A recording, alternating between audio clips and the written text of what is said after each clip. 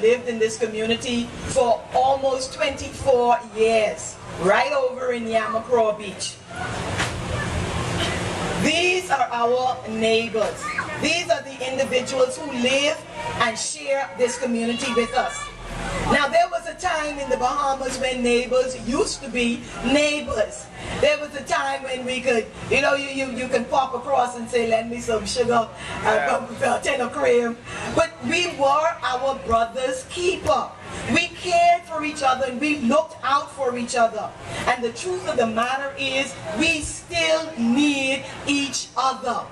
But we stand on 3 pillars. And the first pillar is family. Family is the bedrock of any society. So we've got to get family right first. Do you know that in Elizabeth and in the Bahamas at large, single mothers make up the majority of the heads of households?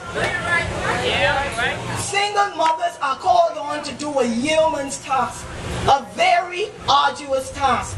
And we believe that they need to be helped and supported. So our first pillar is to come alongside families, in particular single mothers, and to help them. So we're providing programs such as after school, program to help with homework and projects, etc. But also a Touch the Future program. This program is about reaching our young children. It's a character building, morals, values, and principles building program. Now, do you believe we could use some character, principles, morals, and values?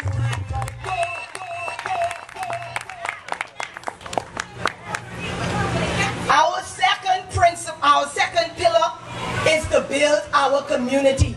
We are our brother's keeper, and we need to support and help each other. This is all about bringing us together as a people. And so in this program, we believe that we must take care of our elderly. And I'm so glad we have such an example in our leader, who has done such an excellent job in Bamboo Town. Yes.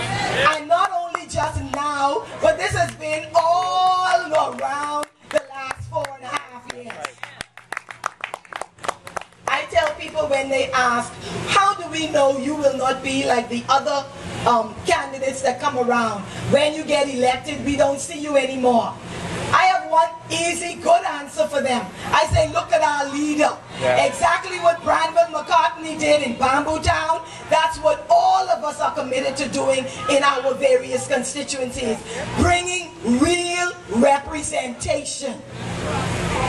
And so we're going to build programs for our seniors, our elderly, and also our disabled, and also our needy. Because from time to time, we all run into tough spots. And so we need to be there to shoulder up and help each other. But to do so with dignity.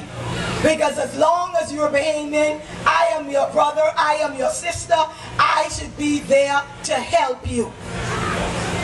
Our third pillar is empowerment. And this one is a very close one to my heart. Because as a people, we achieved political independence almost 40 years now.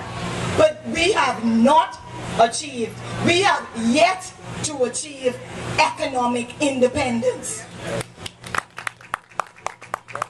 It's one thing to tell me I have a vote, but it's another thing for me to be able to exercise ownership in a real and significant way. So don't tell me be satisfied with your vote and with a job. Because I say the resources of the Bahamas should be for the good of all Bahamians, not just a select few. The Democratic National Alliance could make a change in this country. And I love when they ask me that question, because I tell them, you know, I could have stayed in my comfort zone. I could have sat down in my house and just be satisfied. But then I realized one thing. We are all in this one boat called the Bahamas. And anything what happens in one side of the boat affects us all.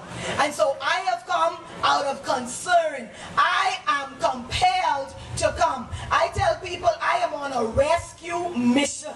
Yes. Rescue Bahamas. If you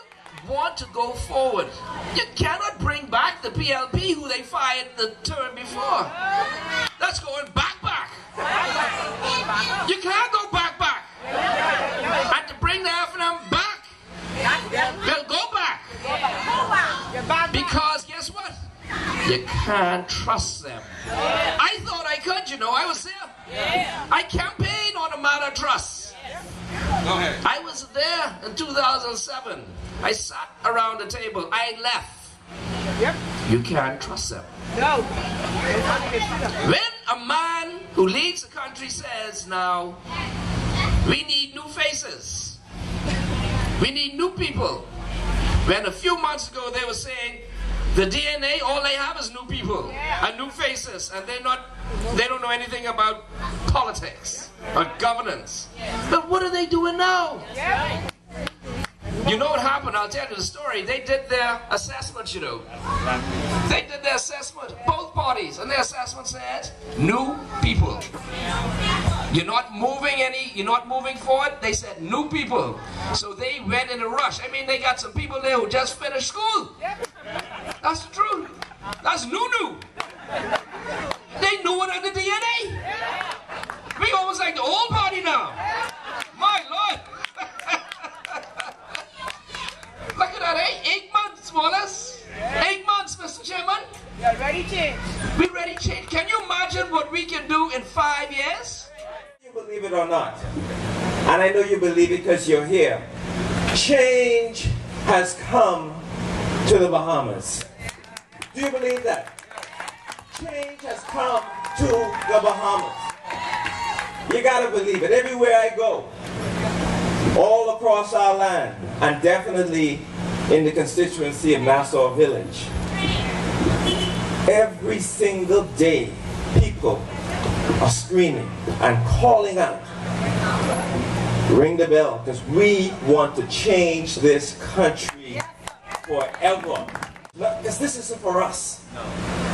It's for all those little children out there, that they can have a future in our country, that they can be #1 again in their own country. That's the Bahamas I know. The Bahamas that gives us an opportunity to succeed, to be #1. And we've allowed years and years of divisive politics to tear that down. My God, Bahamians, do you see what's happening in the Bahamas?